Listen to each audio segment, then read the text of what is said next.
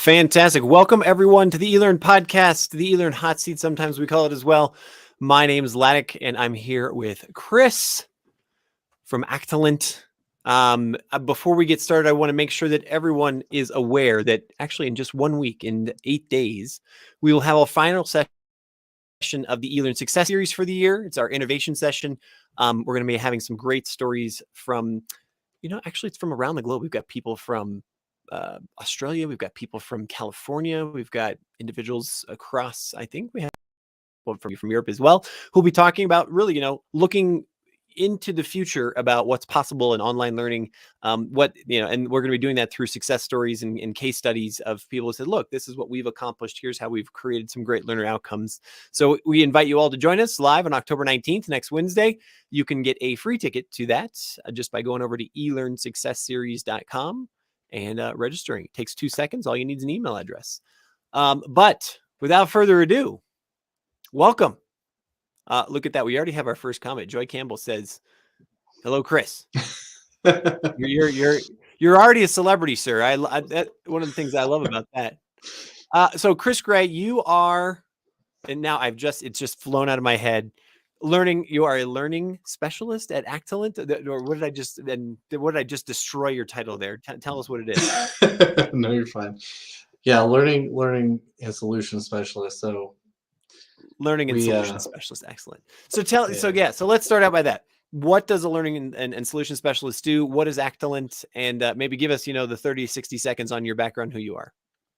All right. So working at Actalent is a company that supports a lot of different companies. The cool thing about working at Actalent is that we're all over. So we support literally all kinds of different people, from the medical field to the automotive fields.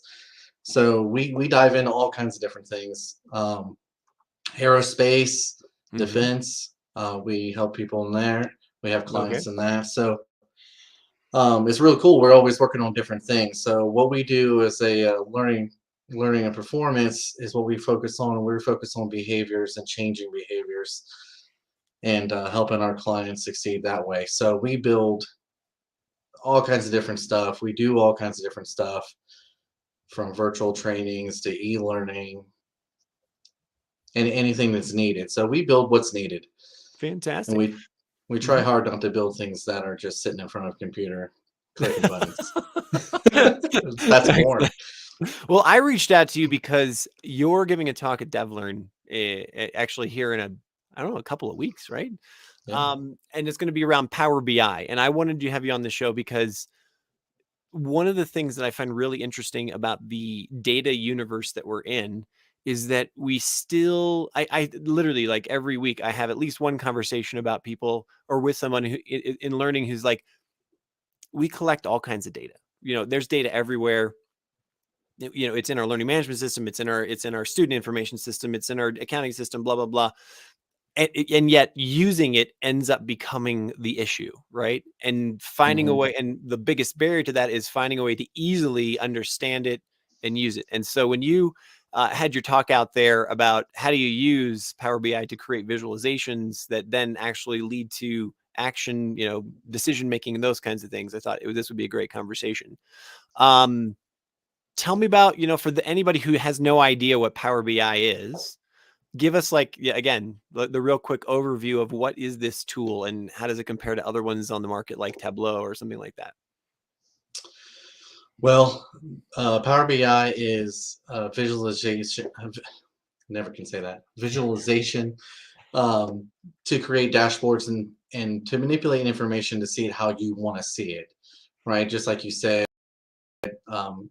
information's out there everywhere. How we're training people, is it useful? How many people we're really affecting? That stuff matters. And so we can track all that in Power BI through these dashboards and through all kinds of different ways. And I love it because a lot of times if you use Excel or pivot tables, I've used Excel my entire career for different things to try to track things. And the cool thing about Power BI is you're able to pull multiple spreadsheets in, but put them together in a way where you can see a whole dashboard of information and get a quick glimpse of what is going on. with your training, who you're affecting, what kind of impact you're really having. Okay. I haven't used Tableau a whole lot. I hear it's a lot of the same, kind of the same, but I couldn't tell you much about it. I've really just focused on Power BI for the most part. Okay. What are some other good reasons? I mean, obviously connecting maybe some disparate spreadsheets and whatnot to bring them into Power BI. What are the other good reasons to use Power BI that you've experienced over the past couple of years? Well, good I mean, I think outside the box. There's all kinds of good reasons. I've built dashboards for clients to show them the things that they really care about. Rather whatever they want to look at, it's all right there. It's wonderful to use because you can have a free version. Not everybody has to pay for it to be able to use. So I can set up a dashboard, send it out to everybody, and just have a quick glimpse out of what you want to see. I've also had ideas like for lessons learned. Mm-hmm. If you're working in something where you're like in Amazon and you have an error for something on the line that happens, you can set up a whole spreadsheet of errors, put it in and create a Q&A dashboard so you can have it right on your phone. And if your errors say E54, I'm just making this up, you could put that in there though and see, okay, this has been a problem 5 times. Here's what we've done to fix it. And it can, really help not only to fix problems, but to also bring new people up to speed a lot quicker. And I Okay. think that is one of the major things that people can use. And the world that we live in now, where everybody's kind of shorthanded, we're all trying to hire new people and bring them up to speed a lot faster. It could be really helpful. Do I need to be like, so am I going to have to, if I like, let's just say that I'm going to go get Power BI today, or it's introduced to me, what's my uptime in actually making it effective? Like if I'm good at Excel spreadsheets right now, can I be good at Power BI pretty quickly, or is it a completely different skill set, like set of muscles that I need to build? Well, it's a little bit different skill set than just Excel. But I think that if you have that kind of knowledge, I think you can get up and running pretty quickly Okay. for the most part. All You right, know, it cool. didn't it didn't take me very long to do. I did take a course or two in it when I wanted to dive in and kind of learn. So Mhm. there is some differences and some things to pay attention to, but it's not that. Okay, excellent. All right. I see, we can actually see that there's quite a few people in the room with us here. So if you do have a question for Chris along the way, if you have a question about Power BI, if you like to share your experience with data visualization, or maybe, a challenge around visualizing data, throw it in the comments, whether you're on LinkedIn or if you're in YouTube or anything like that. And we do see it. Maybe it takes like 10 or 15 seconds to show up on our end, but we'd love to have your comments. And I just want to give a shout out to both Joy and Vasana. I think that's your name. I apologize if I have butchered your name as well. So what do we, as we think about creating visualizations or around the data that we have, you just gave one example of, error codes from Amazon Web Services, I think. What Mhm. do we need to know before you start to create visualizations? I mean, you and I were kind of talking in the green room beforehand, but it sounds like there's, preparation is a really good idea. Like, how do I prep to start creating things? Yeah, so when you enter your data in, it automatically sends you to a Power Query editor. And so Mhm. setting up your information and making sure it's in there the way you want it to be is important, because if you have cells, a lot of times in Excel, if you're just using a spreadsheet for yourself, you just name stuff a way you need to see it, and it's not a big deal. But once you have it in a Power BI and you're trying to grab those things to make visualizations, you really can struggle if you have two things that are named very similar. What is that necessarily? And so that's where I ran into a lot of problems trying to hurry up and get to visualizations, because that's the fun part, as I said earlier. And but making sure things are named correctly, making sure the information is how you want to see it, whether if it's dollars or percentages, things like that. You want to make sure you have all that nice and neat and locked up, so that way when you do get to the point where you can get to visualizations, everything's set up the way you want to see it. It's really helpful for you to going forward that way, and also helps create better visualizations because things are the way you want to see it. Because Are it can there be a any lot of work. mhm. Are there any naming conventions, or when you say set up things? So, again, I'm visualizing a spreadsheet. It's still, and so is Mhm. this making sure, like you're naming columns, or is it naming rows, or like give me a little bit more meat around like what do you how would you, how have you been successful in making sure that you have those set up correctly? Yeah, naming columns for sure, um, and making sure your columns are correct. The rows should be fine, and for the most part for me. Power BI does need to see it in a typical spreadsheet form where you'd have, the names up top and not on the Mhm. side. So you have to be careful with that depending on how, you build your spreadsheets. So that's where Power BI needs to read it. I even had, for one client that I had, they had a spreadsheet set up where everything is different, and I had to go in and create a separate tab and run like a VLOOKUP type of thing to make it all go across, so that way I could build what we needed to see. So Okay. that's important to know. Um, so everything's got to be in columns, I guess Okay. is what I'm trying to say for All sure. right. Because if it's not, then you will have some issues. So I learned that the hard way too. Are there other data sources that Power BI pulls from besides spreadsheets?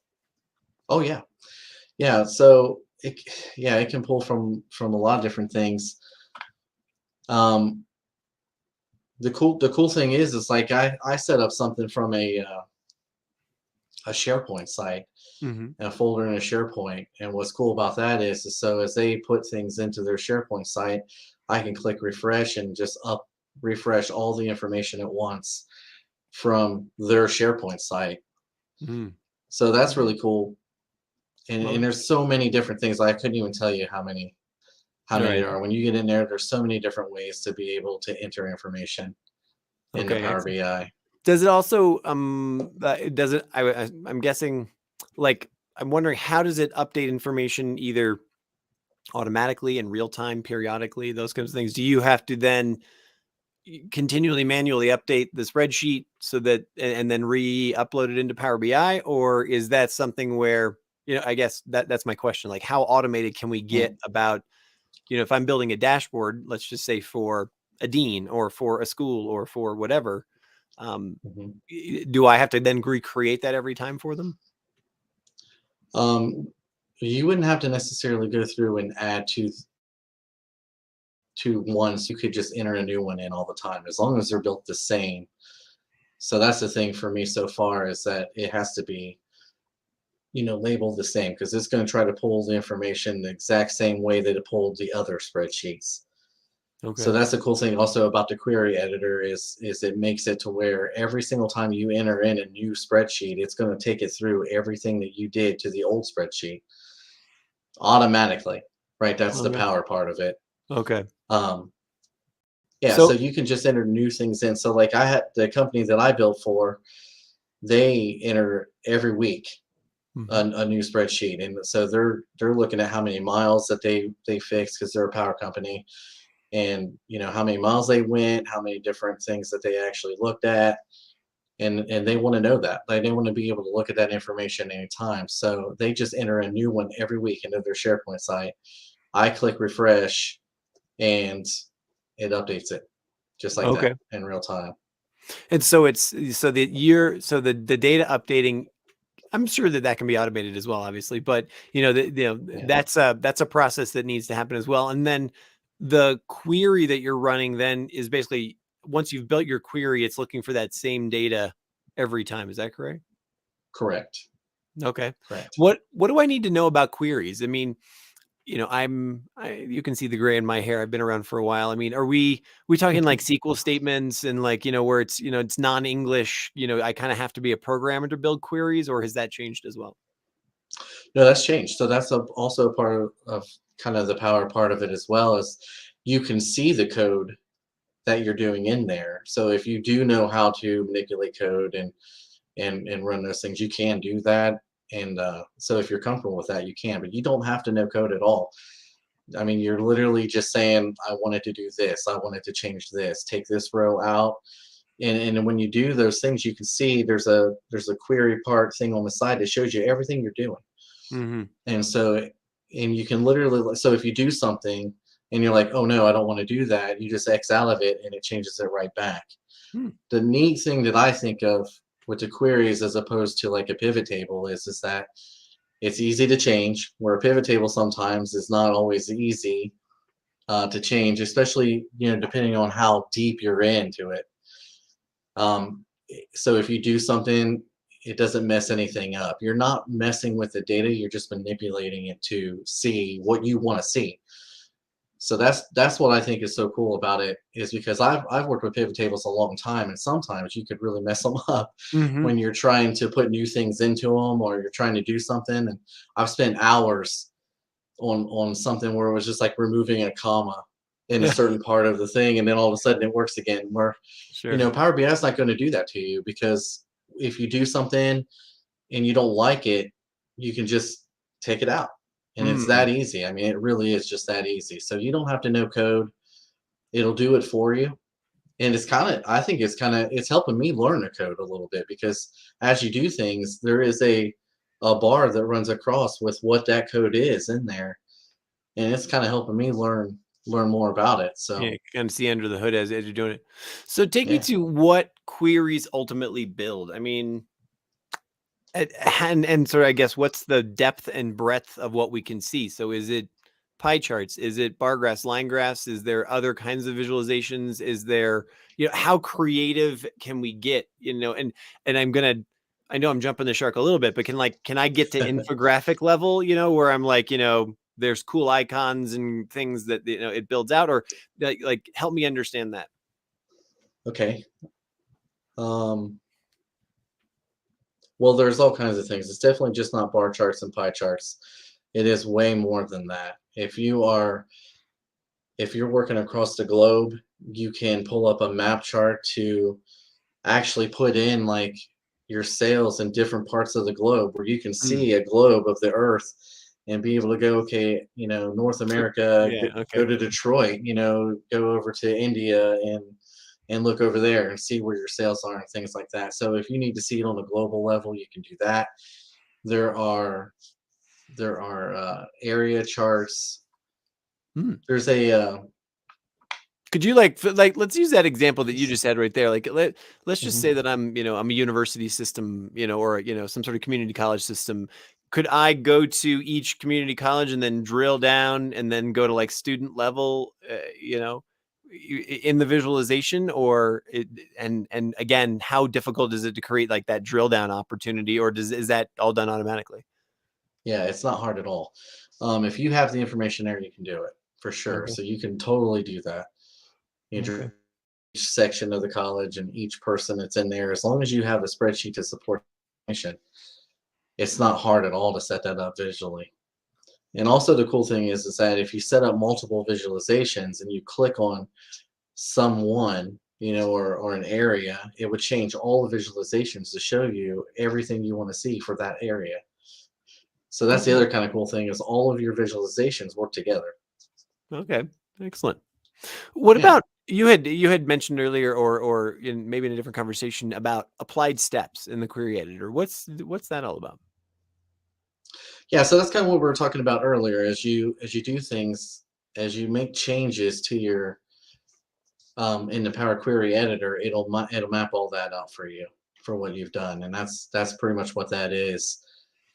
So Okay. as I change the name of something, or I take a column out, or I change it from dollars to percentages, things like that, it'll make all those changes on the side for you, and tell you exactly what it is that you're doing, and it'll follow that every single time.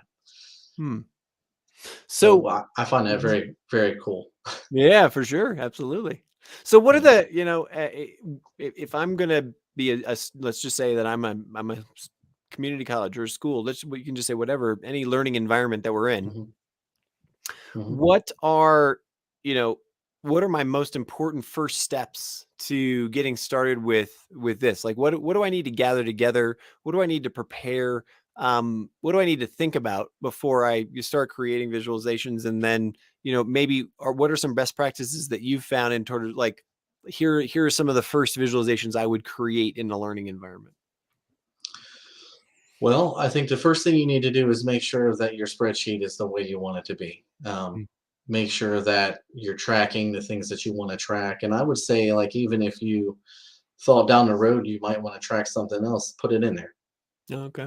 Because you can have, whatever spreadsheet is, you can track as little or as much when you're creating visualizations as you want of that. So, if there's things that you want down the road and, like, put it in there. It'll make your life a lot easier for down the road, Mm-hmm.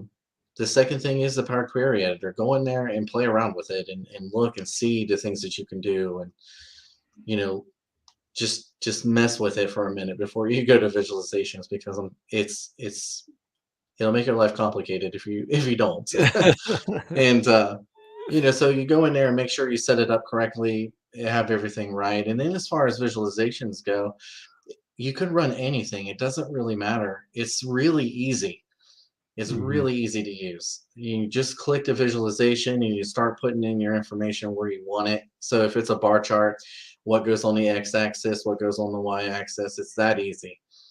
And you just toss some things in there and see what it can do. And also, if you create a bar chart and you're like, well, what would this look like as a pie chart? You can literally just click a pie chart and it'll change it for you. And so you can see, like, oh, I like this, or no, that's not where I want to go with this, and click it back. Fantastic. You almost make it sound too easy. So what are the what are the challenges that you've come up against with either the clients that you've worked with or in your own work that maybe you could help others avoid? Are there things that it can't do, or questions people want answered, or maybe there's a leadership team that says, I really want to know this, and you have to come back and say, look, that's not really possible, etc. Like, what are the barriers, or what are the things that are hiccups that sometimes happen? Well, the things that I've ran into is like specialization. Like, if somebody wants it a certain way, or they want information, like I've struggled with putting days of the week together, making it say Monday, Tuesday, Wednesday, Thursday, because it seems like it doesn't like to do that. And that was very difficult for me to figure out. So things like that is where I've spent a lot of time on. Like I said, the Power Query Editor, because I dove in one time and had 2 columns named almost the same thing, and it just makes it really hard. It makes it a little more difficult to know what you're doing, because you need to know what you're pulling in. Otherwise, you're going to get something that looks completely different than what you have in your head. How hard is it? So those are okay. Go ahead. Well, I was just saying, those are the things that I've struggled with the most. Okay. And I guess what I'm interested in is, like, what sort of validation can you do? Like, as you said, you're struggling to, click, drag, pull something in to create a visualization. How can you validate that you're looking at the right data, or how can you validate that, whatever query that you've built is giving you the answer that you're looking for? Is there a check balance somewhere in there, or is that just, the human review aspect of it? Yeah, I think you just know, what you're seeing. Is it what you want to see? And you can go through, and even in your visualization part, you can kind of make changes. So if you don't have a percentage column, you can make that change from a dollar standpoint into a percentage, or even to like a mean or sum or anything like that. So you can do little things even in the visualization part of it to make it work for you. And I think that's what's important, is when you pull something in, you may not see what you want to see, but there is things that you can do to get it there. Okay. And I think that's where you have to have an open mind, and you have to have maybe a little patience sometimes, and just mess with it a little bit to see. And of course, Google's always your friend. Yeah, for sure. If you 100%. need help figuring things out. But I think for the most part, I kind of know, like, what I want to see. I have an idea of what I want that to look like. And so for the most part, that's what I end up with. Sometimes you do something and you're like, oh, that looks better than what I thought in my head. Let's keep that. So I think that's where just getting in and playing with it, and realizing, like, you're not going to mess up your spreadsheet, because that's the important part. You're not going to mess it up. All you're going to do is just mess with how you're reviewing it, how you're Okay. viewing that information. To me, that makes it a lot better because I'm not so worried about messing up, data that my company is going to get upset about. I'm not going to erase something. Sure, It's all fixable. So 100%. So that actually that kind of sparks another question for me. Like, what kind of communities exist out there for creative ideas about new visualizations that you can create, or really unexpected ways to visualize data, or new queries to add, you get new insights? Are there is there a Power BI community that you can connect to? Is there those types of resources? Well, Power BI itself has their own trainings and their own communities where people are leaving like what they do and what you can do. Hmm. So I think that's where I would start for the most part, and then of course you can probably find all kinds of different people out there if you want to talk to people about it. And this day and age, there's a chat room for everyone, right? So I mean, you can always find places to go. I haven't dove in too much to that, but I have spent a lot of time in the PowerBI.com and looking at their videos. They have videos in there to teach you things and their training. So that's Yeah, where I would go. Kind of answers that question below. Like who can I connect with to learn more? I would go to PowerBI.com and really look around. all right, excellent. Um, what other, I guess, let me ask you, what haven't I asked you about your work with Power BI, and especially in the higher education or the learning space, as you've worked with, corporate clients, worked with university clients, etc., that you think is good for, for others to know, or places to start, or barriers to overcome? Whew. Well, I think we've talked about a lot of them. I just think it's about patience and really diving in and taking your time, especially at first. The first thing that you want to do is just take your time, play around with it, really set it up, and take what you already know. Because if you know how to set up a spreadsheet in Excel, then you're probably pretty good at doing it in the query editor. It's close to the same. Okay. So just realizing that you don't have to relearn a whole new thing. There is differences and but the differences are better, and it makes it easier for you once you get to the visualization part, because really like that's the part that is fun and easy. Mm. So when you said it's almost too easy, well, that's because when you get through the query editor and you set up your spreadsheet properly, those are the hard parts. Those are the pain points that are really going to get you. Take me to that final question I have for you is kind of take me to the outcome. So you create visualizations for other consumers, right? Everybody from Mhm. leadership to teachers to trainers to whatever. What's the feedback that you've received from those individuals as these get built out, or as they continue to use them?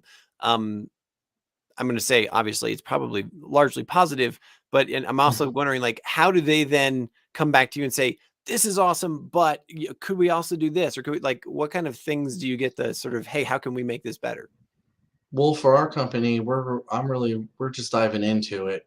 Um, so we don't have a lot of like long-term things that we've used it on yet. But I've had a lot of positive feedback, and we have had a little bit of can we do this and that as people kind of see what we can do. I had one lady I worked with, and we created her a whole nice little dashboard, and she's just really happy about it. And I know as far as our team has gone, me and my boss, we've played with reports like that he does to his boss Hmm. and things like that, and we've really made a lot of changes. And what we can do, is when our team started, we were kind of young and we wanted to know, how long it takes us to do projects, and we created a chart where it dots out every single project that we have as far as hours and weeks go and puts it in there, so we could label small, medium, large, and extra large. So that way, as we get more data in there, we can start to tell people this is about how long this is going to take. Hmm. We've Excellent. used it for utilization, team utilization. We goal for a certain amount of project hours a day, a certain amount of project hours a week. It ends up being basically 80% of our time. in project work. And so I set up a cool little, it looks like a miles per hour chart with Okay. our goal there and how far it is. So, and that's where I'm also saying, it's have fun with it because there's so much that you can do. I mean, so you have a dashboard set up where you have your visualizations there, but you can even click a button and go further into it and download more visualizations that, really can deep dive into what you want to do. So it's a lot of fun. It's a lot of fun when you get there to kind of play with those things and create those things. But we've used it for, like I said, utilization. We call t-shirt sizing for our projects. So we know this is a medium project.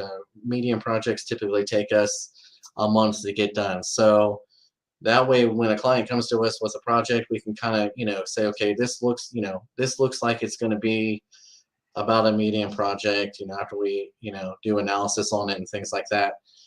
And we can kind of start to tell people what we're doing, but you can also end up using that in utilization too, because if you know that we're going to be 80% utilized as a team, but we're only 70%, then we can start to even tell people like we can get to this right now, or if we're overutilized, we can say, well, we're not going to get to this for about 3 more weeks. I'll have somebody available. Mm-hmm. And that's where like we haven't been there. We haven't been able to do things like that. And as a company, I think that makes us more powerful, and it really helps us to utilize our team better and to help people better. Fantastic. I wonder, yeah, I'm sure that there are a number of those opportunities as well. If I think about the training space or, lifelong learning space, especially as we're seeing Hmm. upskilling and reskilling becoming, even more important in today's workforce. And then, Yeah. if I think about across a university or, a university system or those kinds of things, lots of different ways to look at, how are our professors performing and those kinds of things. Really, real great opportunities. Oh yeah. Fantastic. Chris Gray, you are a learning and performance solution specialist at Actilent. And I really thank you for taking time out of your busy day to talk to us about Power BI and how you're using it in the learning space and, the power and quite honestly, you almost made it sound too easy. So I don't know. Now I'm a little worried because I'm worried people are going to come back and be like, wait a second, this is harder than I think. But thanks for putting it on the table. I wish you all the best at DevLearn here in a couple of weeks, and we'll talk to you soon. All right. Thank you.